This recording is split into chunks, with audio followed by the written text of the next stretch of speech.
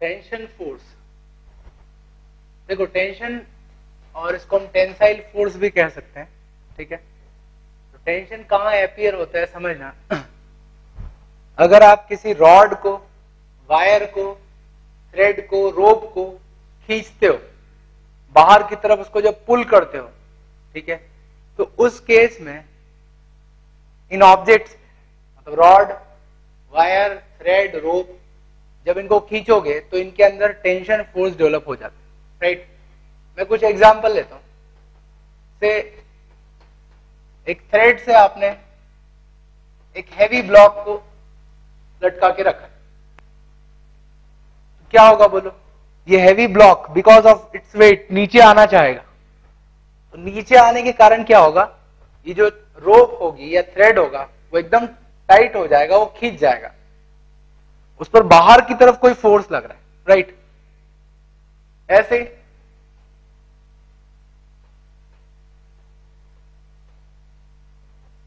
दो ब्लॉक है, इनको आपने एक रोप से या थ्रेड से बांध दिया और इस ब्लॉक को आगे की तरफ खींचते हो, तो क्या होगा, आपने इस ब्लॉक को आगे की तरफ खींचा तो डेफिनेटली ये भी साथ में जाएगा। तो क्यों जाएगा सोचो, जब आपने उसको आगे की तरफ खींचा, राइट, ये ब्लॉक आगे बढ़ेगा, आगे बढ़ेगा, तो उस केस में इसको आगे बढ़ाने के लिए इस पर भी फोर्स की जरूरत है। तो जैसे आप इसको खींचोगे ब्लॉक को, वैसे बीच का जो थ्रेड है या जो रोप है उसमें टेंशन आ जाएगा, उसमें खिंचाव आ जाएगा, ये ब्लॉक इसको अपनी तरफ खींच रहा है एंड बिकॉज ऑफ इनर्शिया ये ब्लॉक उसको दूसरी तरफ खींचेगा, तो बीच का जो थ्रेड है उसमें खिंचाव आ जाएगा दोनों तरफ से, ठीक है। दैट मीन्स उसमें टेंशन फोर्स डेवलप हो जाएगा।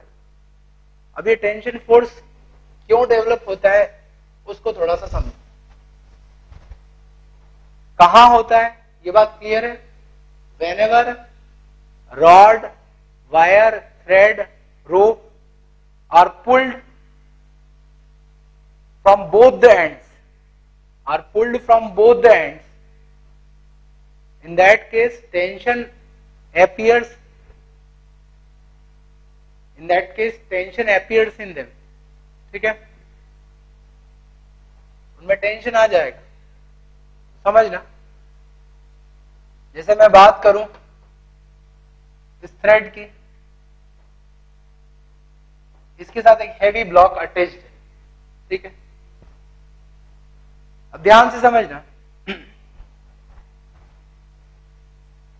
ये जो ब्लॉक है इसके वेट के कारण ये नीचे आना चाहेगा and because of that force ये पूरे थ्रेड को पुल कर देगा, खींच देगा।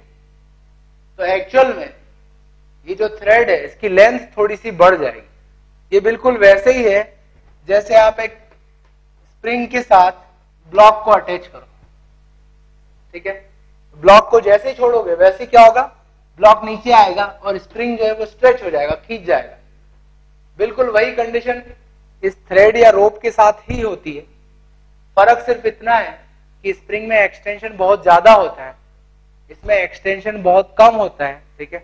आप सिर्फ उसको एक माइक्रोस्कोप से ही देख सकते हो कि कितना एक्सटेंशन है, ठीक है। बट एक्सटेंशन दोनों में होता है, मतलब ये थ्रेड जो है ये भी इस वक्त खींचा हुआ है, ठीक है। अब थ्रेड खींचा हुआ है, इसका क्या मतलब है, इसका मतलब ये है कि जो थ्रेड के एटम्स हैं वो एक दूसरे से दूर चले गए होंगे, समझ रहे हो ना। बिकॉज ऑफ एक्सटेंशन थ्रेड के अंदर के एटम्स हैं वो एक दूसरे से दूर चले गए, ठीक। अब मैं उन एटम्स के फॉर्म में इस पूरे प्रॉब्लम को विजुलाइज करूं, समझ रहे हैं ध्यान से। सबसे ऊपर में बना रहा हूं रूफ का एटम, जिस एटम के साथ ये रोप अटैच्ड है, ठीक है। बहुत सारे एटम्स होंगे, मैं एक ही एटम की बात कर रहा हूं। इस एटम के साथ ये थ्रेड या रोप अटैच्ड है। उसके बाद मैं थ्रेड के एटम्स बना रहा हूं, ठीक है। ये थ्रेड का एटम, पहला एटम, फिर दूसरा, तीसरा, कई सारे होंगे, बट अभी हम सिर्फ कुछ एटम्स पर ही फोकस कर रहे हैं, ठीक है। एंड फाइनली ये है ब्लॉक का एटम जिसके साथ थ्रेड अटैच्ड, ठीक है।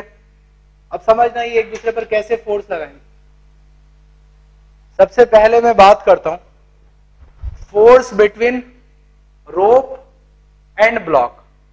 ब्लॉक और रोप एक दूसरे पर किधर फोर्स लगाएंगे, इसको जरा ध्यान से समझो।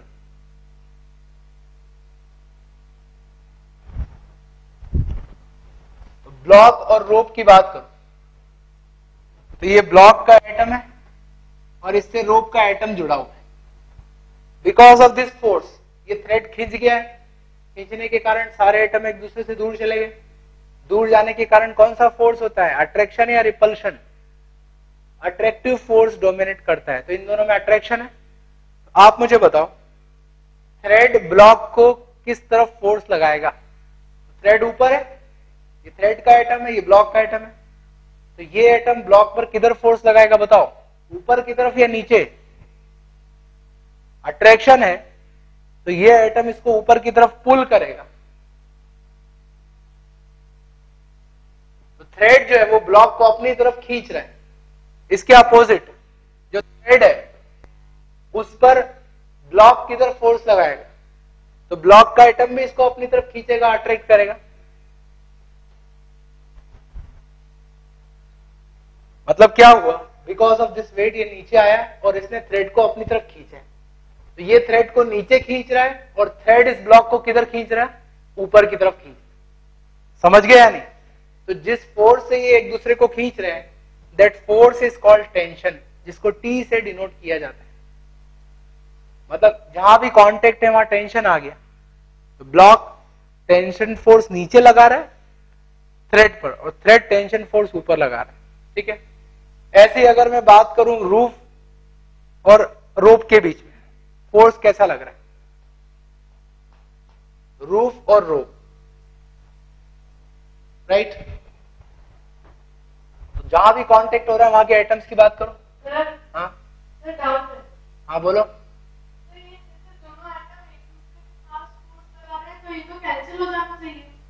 देखो समझो इस चीज को, दोनों एक दूसरे पर फोर्स लगा रहे हैं, फोर्स कैंसिल नहीं हो सकते हैं। फोर्स तब कैंसिल होते हैं जब एक ही पार्टिकल पर दो फोर्स लगे इक्वल और अपोजिट। ये ब्लॉक थ्रेड पर फोर्स लगा रहा है और थ्रेड ब्लॉक पर फोर्स लगा रहा है, समझ रहे हो ना? तो दोनों फोर्स अलग अलग ऑब्जेक्ट पर लग रहे हैं, इसलिए वो कैंसिल नहीं हो सकते। क्या मेरी बात समझ में आई? टेंशन फोर्स जो लगा वो एक दूसरे के बीच में लग रहा है, तो दो अलग अलग ऑब्जेक्ट हैं, थ्रेड और ब्लॉक। ठीक है, तो एक ऑब्जेक्ट पर जो दो अपोजिट फोर्स लगते हैं वो कैंसिल होते हैं, ये कैंसिल नहीं होंगे। हाँ, अगर आप थ्रेड को और ब्लॉक को एज ए कंबाइंड सिस्टम लो उस केस में ये कैंसिल हो जाए। ठीक, क्लियर है? यस, आगे बढ़ते हैं। टेंशन और रूफ के बीच में कैसे फोर्स लगेगा? तो अगेन ये एटम्स एक दूसरे से दूर हैं, दूर होने के कारण अट्रैक्शन। तो बोलो थ्रेड रूफ पर किधर फोर्स लगाएगा? बिकॉज ऑफ अट्रैक्शन ये रूफ को नीचे की तरफ खींचेगा। ठीक है, और रूफ थ्रेड पर किधर फोर्स लगाएगी? तो रूफ का एटम थ्रेड के एटम को अपनी तरफ खींचेगा। तो थ्रेड पर जो टेंशन फोर्स लगेगा वो ऊपर की तरफ लगेगा। समझ गए? तो इन दोनों के बीच में टेंशन, सिर्फ टेंशन कांटेक्ट पॉइंट पे नहीं है, इस थ्रेड में हर जगह टेंशन है। आप जरा थोड़ा सा सोचो, इन एटम्स के बीच में भी आपस में फोर्स होगा या नहीं? ये एटम नीचे वाले एटम को अपनी तरफ खींचेगा और ये इसको अपनी तरफ खींचेगा, ऐसे इनके बीच में भी।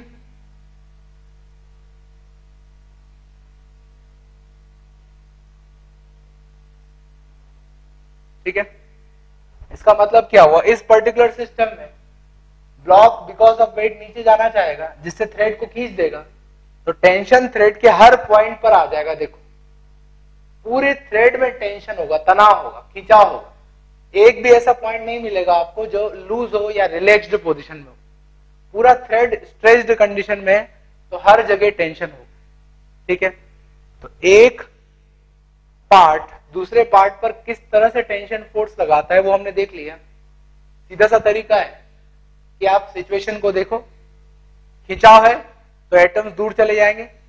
ठीक है, और जिन पर भी फोर्स कंसीडर करना है उनके एटम्स को कंसीडर करो और फोर्स की बात करो।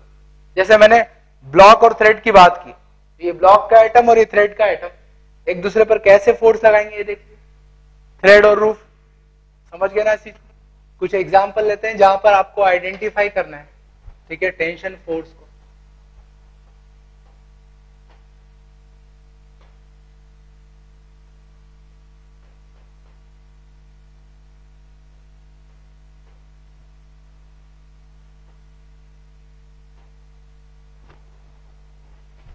दो ब्लॉक है, they are connected with common thread. Block number 2 is being pulled by an external force, right. आपको बताना है कि इसमें टेंशन होगा या नहीं थ्रेड में, और अगर टेंशन है, राइट, तो ब्लॉक 1 और ब्लॉक 2 पर जो टेंशन फोर्स लग रहे होंगे उसकी डायरेक्शन क्या होगी। If there is tension in the thread or rope, then what is direction of this tension force on block 1 and on block 2? Block 1 और ब्लॉक 2 पर रोप किस डायरेक्शन में फोर्स लगाएगा ये बताना। तो टेंशन फोर्स बताना है दोनों ब्लॉक पर। तो बिकॉज ऑफ फोर्स, सीधी सी बात है, जब ये खींचोगे आप तो इस जो स्ट्रिंग है, रोप है, उसमें टेंशन आ जाएगा, मतलब खिंचाव आ जाएगा, एटम्स दूर चले जाएंगे। ब्लॉक 1 की बात करूं तो ये ब्लॉक 1 है, ये उसका एटम है और ये थ्रेड का एटम है, दोनों आपस में जुड़े हुए। बिकॉज ऑफ दिस टेंशन ये दूर चले गए, दूर जाने के कारण अट्रैक्शन होगा, तो रोप ब्लॉक 1 को अपनी तरफ अट्रैक्ट करेगा, खींचेगा। तो ब्लॉक 1 पर टेंशन इस तरफ लगेगी और ब्लॉक 1 रोप को अपनी तरफ खींचेगा, ठीक है। इसी तरह से ब्लॉक 2 की बात करें, ये ब्लॉक 2 है, ये उसका एटम और ये थ्रेड का एटम, तो अट्रैक्शन होगा, तो थ्रेड ब्लॉक 2 को अट्रैक्ट करेगा अपनी तरफ, ये टेंशन की डायरेक्शन होगी। ऐसे ही ब्लॉक 2 जो है वो थ्रेड को अपनी तरफ खींचेगा, तो ये टेंशन की डायरेक्शन होगी, ठीक है। ऐसे ही और भी कुछ केसेस ले सकते हैं।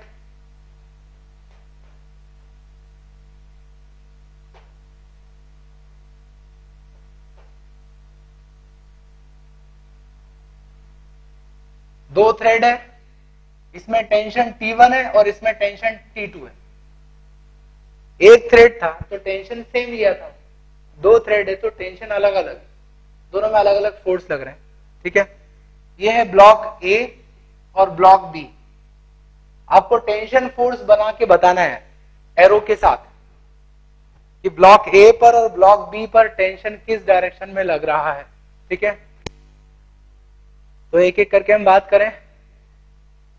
पहले ब्लॉक ए की क्वेश्चन क्या है, force applied by rope on block A and block B, ठीक है। फोर्स अप्लाइड बाय रोप, तो पहले मैं ऊपर वाली रोप की बात करता हूं, ठीक है, ब्लॉक ए के ऊपर वाली रोप। तो ये ब्लॉक ए का एटम और ये ऊपर वाली रोप का एटम, खिंचाव होगा, दूर चले जाएंगे, because of that attraction would be there. तो रोप इस ब्लॉक को अपनी तरफ अट्रैक्ट खींचेगी, किस, तो मैंने T1 कहा है, तो रोप ने ब्लॉक को ऊपर खींचा है। इसी तरह से नीचे भी इसके एक रोप है और नीचे की रोप में भी खिंचाव है, तनाव है, ठीक है। उसकी बात करें तो ये इसका एक एटम नीचे वाली रोप से जुड़ा हुआ है। रोप ने कितना फोर्स लगाया मुझे वो जानना है, राइट। तो रोप और ब्लॉक के एटम दूर है तो अट्रैक्शन होगा, रोप इसको अपनी तरफ अट्रैक्ट करेगी, किस फोर्स से, इट इज T2, नीचे का टेंशन T2 है। ऊपर वाले थ्रेड ने T1 टेंशन ऊपर लगाया, नीचे वाले ने T2 नीचे लगाया। अब ब्लॉक बी की बात करें, ये ब्लॉक बी का एटम है और ऊपर जो थ्रेड है ये उसका एटम है, अट्रैक्शन होगा, थ्रेड ब्लॉक बी पर अट्रैक्टिव फोर्स लगाएगा ऊपर, दैट इज T2, ठीक है।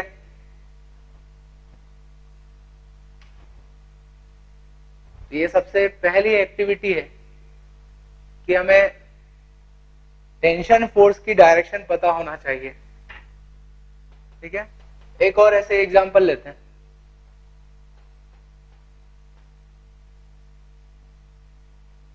एक बहुत हैवी रोप है, हैवी रोप है या हैवी रॉड ले लो, जो भी है, हैवी रोप, इसको हमने इस तरह से रूफ से लटका दिया। ठीक है, अब रोप के मैं दो हिस्से कर रहा हूं। ठीक है, एक हिस्सा है अपर हाफ और एक हिस्सा है लोअर हाफ। तो upper half and lower half के दो हिस्से इमेजिन कर रहा हूं। ये दोनों हिस्से एक दूसरे पर टेंशन फोर्स किस डायरेक्शन में लगा रहे हैं बताना है। Tension force applied by lower half and upper half on each other. देखो, बिकॉज ऑफ वेट, वेट इसको नीचे खींचेगा, तो खींचने के कारण इस पूरी रॉड में या रोप में खिंचाव आ जाएगा, दैट इज एटम्स दूर चले जाएंगे। अब हमें बात करनी है अपर हाफ और लोअर हाफ के बीच में लगने वाले फोर्स।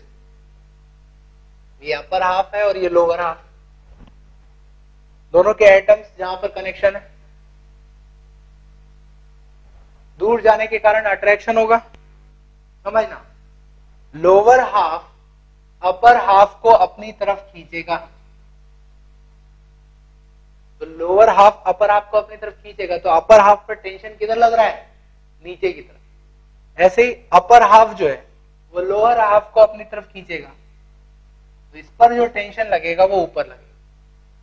ठीक है, एक और बात बता दूं मैं, टेंशन सिर्फ यही नहीं है, हर पॉइंट पे है।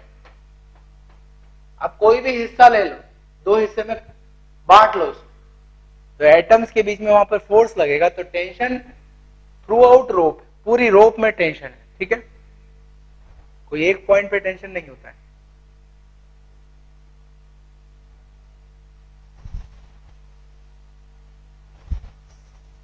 तो टेंशन फोर्स समझ गए।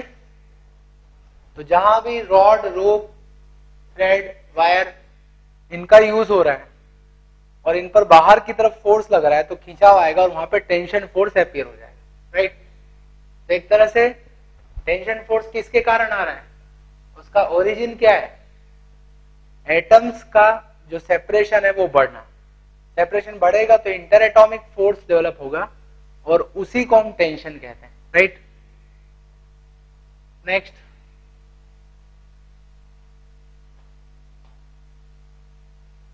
Contact force.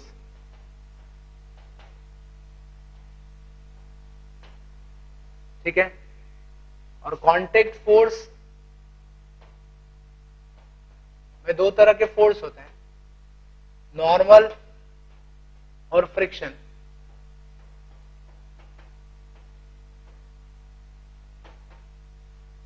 एक एक करके बात करेंगे। पहले तो समझ लें व्हाट इज कांटेक्ट फोर्स। सीधा सा मतलब है, अगर दो ऑब्जेक्ट एक दूसरे के कांटेक्ट में होते हैं तब उनके बीच में जो फोर्स लगता है, that is called contact force. So when two objects are in contact with each other, two objects are in contact with each other, then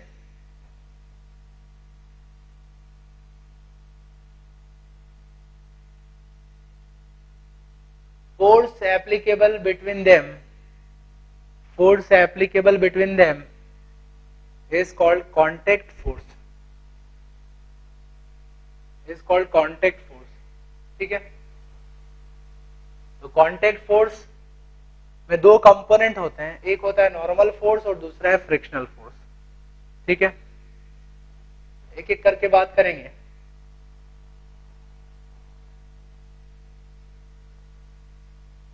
पहले मैं नॉर्मल फोर्स की बात कर रहा हूं, ठीक है ना।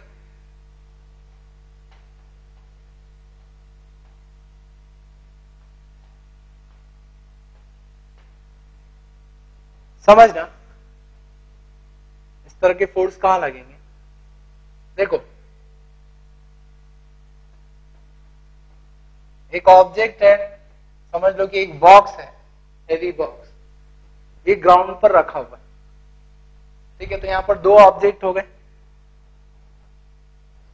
एक हो गया ये बॉक्स और एक ग्राउंड। तो दोनों के बीच में कांटेक्ट है या नहीं? दोनों के बीच में कांटेक्ट है। तो जहां भी कांटेक्ट होगा वहां कांटेक्ट फोर्स लगेगा। उसका एक टाइप है नॉर्मल। कैसे फोर्स लगेगा ध्यान से समझना, ठीक है। बॉक्स का वेट इसको नीचे खींचेगा, तो बिकॉज ऑफ वेट क्या ये ग्राउंड को कंप्रेस नहीं करेगा? जिसका वेट है ये ग्राउंड को नीचे दबाएगा, ठीक है। तो बिकॉज ऑफ दैट वहां पर कंप्रेशन हो जाएगा। कंप्रेशन का मतलब क्या है? वहां के एटम्स एक दूसरे के पास में आ जाएंगे, ठीक है। पिछले केस में क्या हो रहा था? खिंचाव हो रहा था, एटम्स दूर जा रहे थे। यहां पे उल्टा हो रहा है, वेट के कारण दबाव पड़ेगा जहां भी कांटेक्ट है, और उस दबाव के कारण क्या होगा? एटम्स एक दूसरे के पास में आ जाएंगे, ठीक है। अब देखते हैं उनके बीच में फोर्स कैसे लगेगा, राइट। ये बॉक्स थोड़ा ऊपर बना रहा हूं सो दैट हम फोर्स को दिखा सकें, ठीक है। दोनों के एटम्स को बना लें, ये बॉक्स के एटम और ये ग्राउंड के एटम। तो दबाव के कारण क्या हो गया?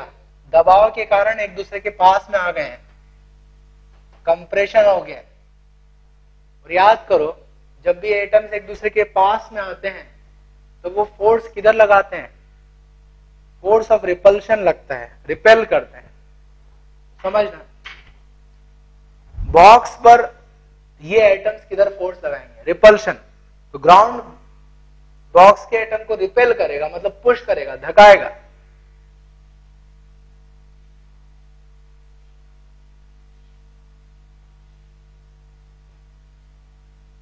बिकॉज ऑफ ग्राउंड बॉक्स पे फोर्स ऊपर लग रहा है और बॉक्स ग्राउंड पे फोर्स किधर लगाएगा? तो ये एटम्स रिपेल करेंगे, तो इनका रिपल्शन नीचे हो,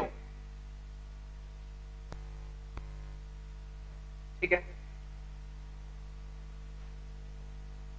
तो ये फोर्सेस है, कई सारे एटम्स हैं, तो इनके रिजल्टेंट फोर्स को हम एक नाम दे देते हैं। और वो फोर्स किधर लगेगा? सीधी सी बात है, ऊपर ही लगेगा। तो बॉक्स पर resultant force because of ground ऊपर लग रहा है, ऐसे ही ग्राउंड पे जो रिजल्टेंट फोर्स होगा वो नीचे लगेगा। समझना इस फोर्स की खासियत क्या है? This force is normal to surface of contact.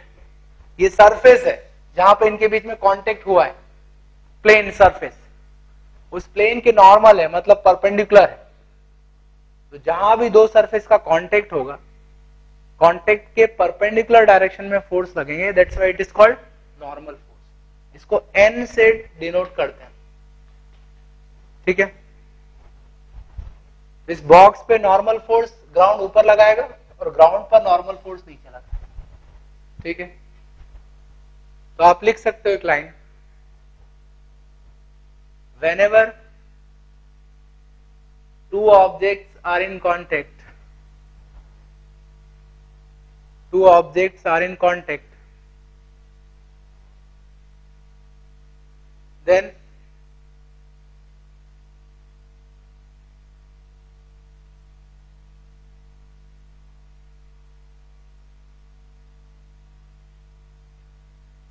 compression develops in the region of contact. Compression develops in the region of contact.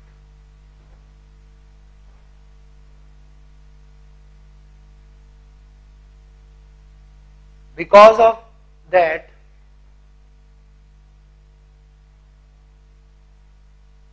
a force operates between them. Because of that, a force operates between them, which is normal to contact surface.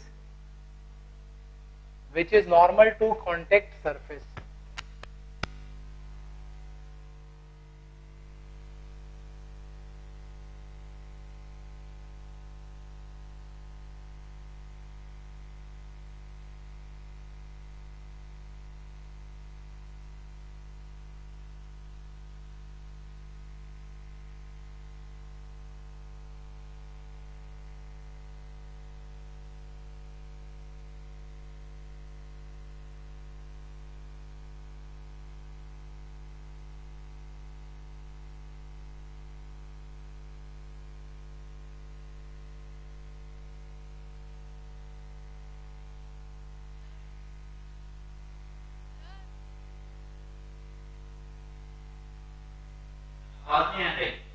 ठीक ठीक। देखो पहले example में block और veg के बीच में normal force बताना है, सेकंड एग्जांपल में, ठीक है, 3 ब्लॉक है, इनके बीच में लगने वाला normal force, third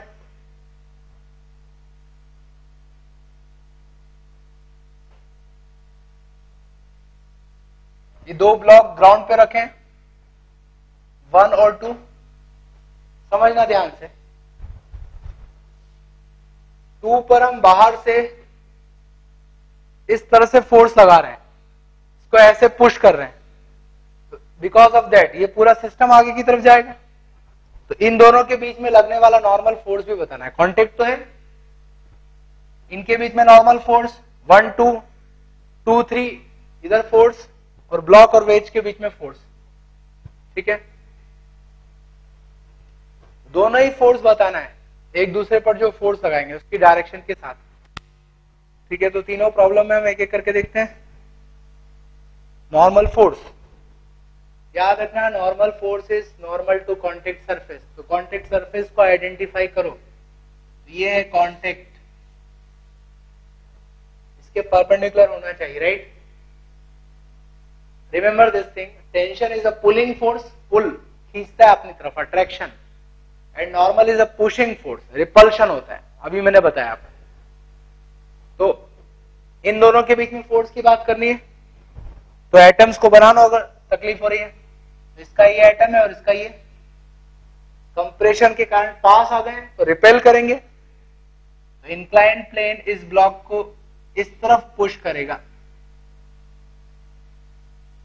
inclined plane ने ब्लॉक को इधर पुश किया और ब्लॉक इंक्लाइंड प्लेन को इस तरफ पुश करेगा, ठीक है। तो normal to contact surface, pushing force लगेगा।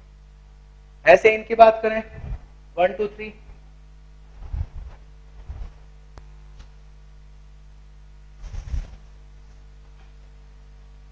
ठीक है।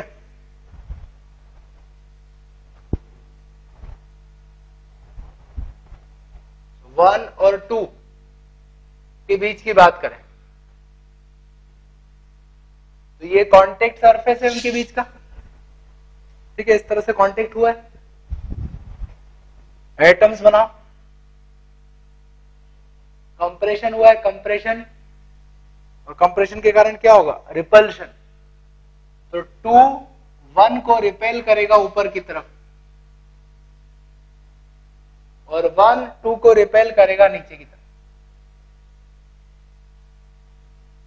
ठीक है। ऐसे अगर मैं 2 और 3 की बात करूं, इनफैक्ट इसके नीचे ही ले लेते हैं हम, ठीक है, 2 के नीचे 3 है, इनके बीच की बात करें, इनके एटम्स बनाओ, ये कांटेक्ट सरफेस है, रिपल्शन होगा, तो 3 2 को रिपेल करेगा ऊपर की तरफ, फोर्स को अब मैं N1 ले लेता हूं क्योंकि उसको N क्या आता है, ऐसे 2 3 को रिपेल करेगा नीचे की तरफ, ठीक है ना। ऊपर वाले ब्लॉक पर तो एक ही फोर्स लग रहा है N, इस पर 2 फोर्स लगेंगे, दोनों नॉर्मल अपोजिट, और इस पर नीचे की तरफ नॉर्मल लगेगा। और तीसरा केस देखें, 1 और 2, 1 और 2 को आपने पुश किया इस तरफ, तो बिकॉज ऑफ दैट ये दोनों एक दूसरे के कांटेक्ट में आ जाएंगे, ठीक है।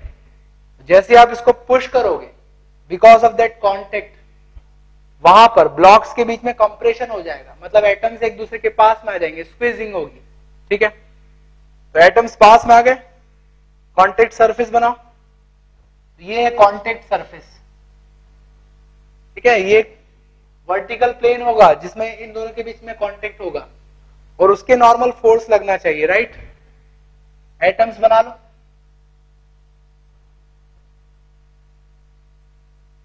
तो ये एटम्स एक दूसरे के पास में आ गए बिकॉज ऑफ कंप्रेशन, तो 2 1 को रिपेल करेगा इस तरफ,